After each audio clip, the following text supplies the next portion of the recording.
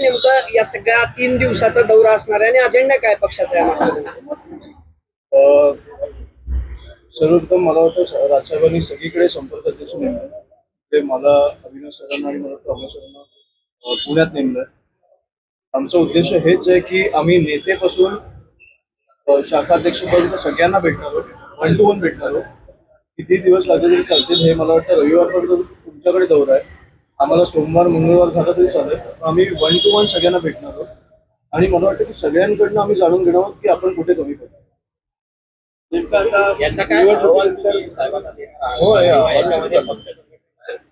मला वाटतं की काही बदल झाले पाहिजे आणि हे आम्ही आज अहवाल कलेक्ट करून मला वाटतं की हा साहेबांकडे आम्ही जे निर्णय घ्यायचा तो राजसाहेब घेतील. पण मला वाटतं की सगळीकडे काही बदल हे झालेच पाहिजे. नाही, पुणे ग्रामीण नाही. आम्ही हे 3 दिवस पुणे शहराला दिले. आम्ही परत 25-26 तारखेला येतो. तर आम्ही पुणे ग्रामीण आणि मला वाटतं प्रत्येक तालुक्यात जाऊन आम्ही सगळ्यांना भेटणार आहोत. ते मला वाटतं की 1 मे मध्ये चालू आहे आमचा दौरा. पण 25-26 आम्ही इतर संघटनांना भेटणार आहोत आणि पुणे ग्रामीण मधनं जे प्रमुख पदाधिकारी आहेत त्यांना भेटणार. काय काय बदल होणार आहे आणि आता ते मी तुम्हाला नाही सांगू शकणार. ते मला अहवालानंतर कळेल. आम्ही सगळ्यांना भेटणं झालंच नाही आमचं. मी पहिलं तुम्हाला भेटतो, त्यामुळे सगळ्यांना भेटल्यानंतर मला एक अहवाल साहेबांकडे दिल्यानंतर मला कळेल की काय बदल घडवायचे. त्या पार्श्वभूमीवरती आपण काय म्हटलं या बैठकीमध्ये काय प्रमुख मुद्दे आपण लक्ष केलेले आहेत सगळ्या कार्यकर्त्यांना? थोडं पक्षापुरतं राहू दे ना साहेब. गोरेगावमध्ये 4 दिवसापूर्वी एक प्रकरण घडलं. एक पार्टी झाली, त्यामध्ये 2 जणांना आपला जीव गमवावा लागलाय. राज्याच्या राजधानीत हे सगळं होतंय. ड्रग्सचा पुन्हा इश्यू आहे का आणि ही सगळी रेव पार्टी होती का? ही जी पार्टी झाली, मला पार्टीची कल्पना नाहीये, पण मला वाटतं की खूप दुर्दैवी आहे की 2 तरुणांचा जीव जातो या गोष्टीत. आणि मला वाटतं की हे ड्रग्स कुठून येतात? आपल्या प्रत्येक शहरांमध्ये येतात. पुणे असेल, नाशिक असेल, मुंबई असेल. हे किती प्रमाणात येतात हे पण मी तुम्हाला सांगेन. हे थांबवण्याची ताकद सरकारमध्ये नाहीये का? दरवेळेला अशा काहीतरी प्रकार झाल्यावर मला वाटतं की आपण कुठेतरी याच्यावर चर्चा करतो. हे थांबवण्याची मला वाटतं की ताकद असली पाहिजे की पोलिसांना तुम्ही एक 24 तासाचा फ्री हँड द्या. हे सगळ्या गोष्टी सुटतील. मला आता कळायला लागले की शाळांच्या बाजूला ड्रग्ज विकले जातात पुण्यामध्ये, नाशिकमध्ये. ही कुठची परिस्थिती? आपण कुठे आणून ठेवलोय आपल्या शहरांना? ह्या कुठेतरी गोष्टींवर आपण विचार करणार आहोत की नाही की एक पार्टीत खूप दुर्दैवी झालं. पण ज्या प्रमाणात ड्रग्ज येत आहेत, ज्या प्रमाणात ड्रग्ज कन्झ्युम केले जात आहेत, हे खूप भीषण आहे. त्याचे आकडे सरकारकडे नाही आहेत. त्याच्यामध्ये आपण पाहिलं की आनंद पटेल जो ड्रग्ज तस्कर आहे याला पोलिसांनी अटक केलेली आहे. आपल्या वडिलांचं जे समोर आलेले आहेत त्याच्या मार्फत ड्रग्ज घेत होते इतर देशातून किंवा इतर राज्यातून. अशी मी तुम्हाला किती नावं देऊ? असे एक माणूस नाही आहे ना. अशी किती नावं देऊ तुम्हाला की कुठे आपल्या माझा मुलगा आता शाळेत जाईल, तुमची मुलं आता शाळेत जातील. एक भीती तर वाटते ना की आपल्या शाळेच्या बाजूला ड्रग्ज विकले जातात. एका माणसाला एक प्रकरण बाहेर आल्यावर आपण त्या माणसाबद्दल बोलायला लागतो. एक मला वाटतं एक्झाम्पल सेट केलं पाहिजे की हा माणूस पकडला गेला ना, कठोर कारवाई करा. जी शिक्षा देऊ घाणेरडी शिक्षा देऊ शकता ती द्या. एक एक्झाम्पल सेट करा की तुम्हाला ह्या आपल्या राज्यात ड्रग्ज झाले नाही पाहिजे, त्याच्यासाठी आपण काम नाही करू शकलो ना, तर मला वाटतं आपण कुठेतरी चुकतो. आणि किती सोपी गोष्ट आहे.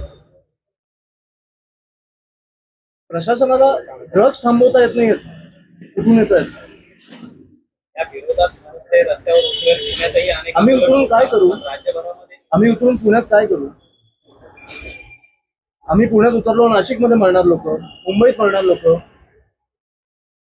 कुठेतरी प्रशासनाने ही गोष्ट हातात घेतली पाहिजे ना. आम्ही तर उतरूच, आम्ही तुमच्या समोर आणूच, पण त्याच्यावर कारवाई काय होते?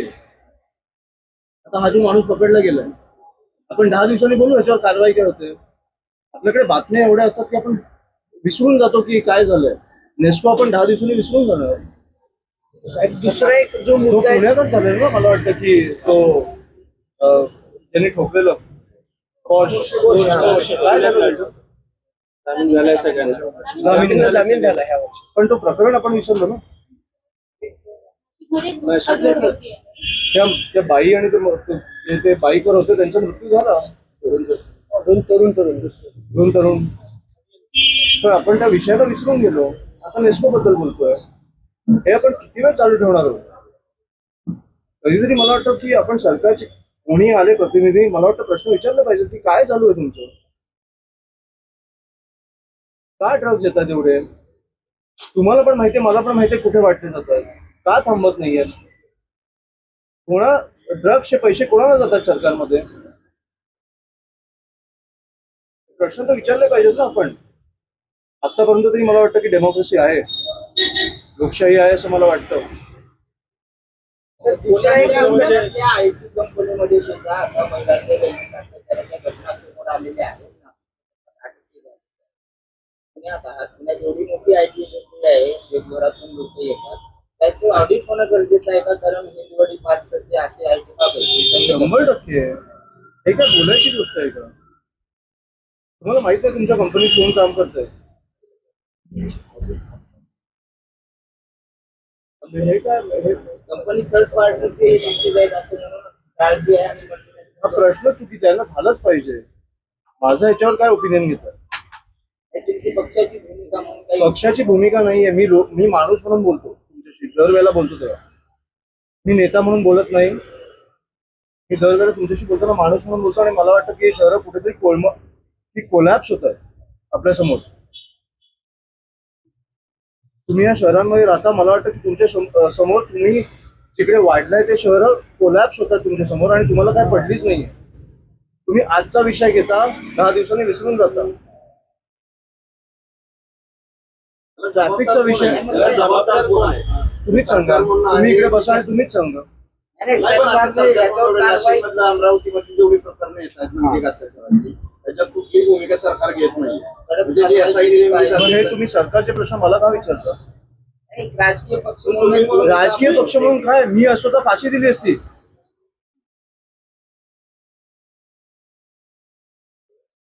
अशोक खरातला फाशी व्हावी असं पण वाटतं तुम्हाला?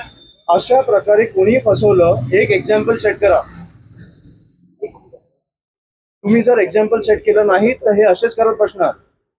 कुठच्या तरी मंत्र्याचे पाय धरून हे बाहेर येणार लोक. पण गृह खाते चौकशीच्या कुठेतरी अशा प्रकारे चुकल्यावर आपल्याला कुठेतरी एक हे पाहिजे ना की जाणीव, की तुम्ही एक जाणीव करून दिली पाहिजे लोकांना की अशी प्रकारे असा प्रकार परत नाही होणार. सर नाही, विषय असा आहे ना, अमरावतीचं जे प्रकरण आहे किंवा नाशिकचं प्रकरण आहे, अमरावतीच्या प्रकरणात त्या मुलाने जवळपास 150 मुलींचं लैंगिक शोषण केलं, 350 व्हिडिओ बनवले. त्याच्यात आता अनेक आरोपी निष्पन्न होत आहेत. राज्याचं गृह खातं यावरती कमी पडतंय का सगळ्यामध्ये? अमरावती, नाशिक अनेक ठिकाणी लैंगिक अत्याचाराचे प्रकार घडतात. माझं एवढंच म्हणणं आहे, घडवण्याचा प्रयत्न माझं एवढंच म्हणणं आहे, तुम्ही पोलिसांना 24 तास फ्री हँड द्या. मला वाटतं की मुख्यमंत्री जेव्हा तुमच्यासारखं प्रेस समोर बसून फ्री हँड देतील की पोलिसांना आजपासून उद्यापर्यंत फ्री हँड आहे, जे गुन्हेगार आहेत त्यांना पकडून मला माझ्यासमोर आणा. मला वाटतं की पोलिसांकडे ती ताकद आहे. आपले गृहमंत्री असं करतील असं वाटतं तुम्हाला? मला नाही वाटत. करणार नाहीत ते. मला नाही वाटत. अप्रत्यक्षपणे असं सांगताय की गृहमंत्र्यांचा पोलिसांवर दबाव आहे, सगळा फ्री हँड नाहीये? फ्री हँड आहे. नाहीये असं तुम्ही अप्रत्यक्ष मला का प्रश्न विचारता? पत्रकार म्हणून नाही, माणूस म्हणून बोला ना माझ्याशी. तुम्हाला वाटतं फ्री हँड आहे? ठरलं की ते असं करतील का? एक दिवस सगळ्या नाही. पोलिसांना मुभा नाही, देतील? हे फक्त एक माणूस करू शकतो. आणि त्याची कारण काय हे असू फक्त शकतात? एक माणूस करू शकतो. तुम्हीच बोलला. खरेतर बोलू आणि मला वाटत नाही की एक दिवस करेल तो माणूस. तो मला वाटतं 365 दिवस त्यांना फ्री हँड देईल. तुम्हाला महाराष्ट्र ज्या प्रकारे साफ दिसला बघायला मिळेल ते मुख्यमंत्री झाल्यावर, हे वेगळं असेल. मुख्यमंत्री हे देत नाही, त्याची कारण काय वाटत नाही? नाही, मला कारण माहित नाही. कारण तुम्हाला जास्त माहिती, पण मला वाटतं दिलं पाहिजे मुख्यमंत्री. तुमच्या पक्षाचे माजी आमदार राजू पाटील आहेत. त्यांच्या अधिवेशनात काही लोकसंख्या म्हणजे खासदारांची संख्या वाढणार आहे, अतिरिक्त ताण होणार आहे. तर पेन्शन योजना आहे ती बंद केली पाहिजे. पक्षाची ती भूमिका आहे का? की इतर करदात्याचा सगळा पैसाच व्हायचा विनाकारण मध्ये आता बैठकांना जाऊ तरी आपण भरकटतोय. मी तुम्हाला आज पुण्याचं सांगायला आलेलो. पुण्यात आम्ही नेते ते शाखाध्यक्ष म्हणून सगळ्यांना भेटतो हे मी तुम्हाला सांगायला आलो. बाकी आपण खूप प्रश्न घेतले, तुम्ही बैठकांना जातो.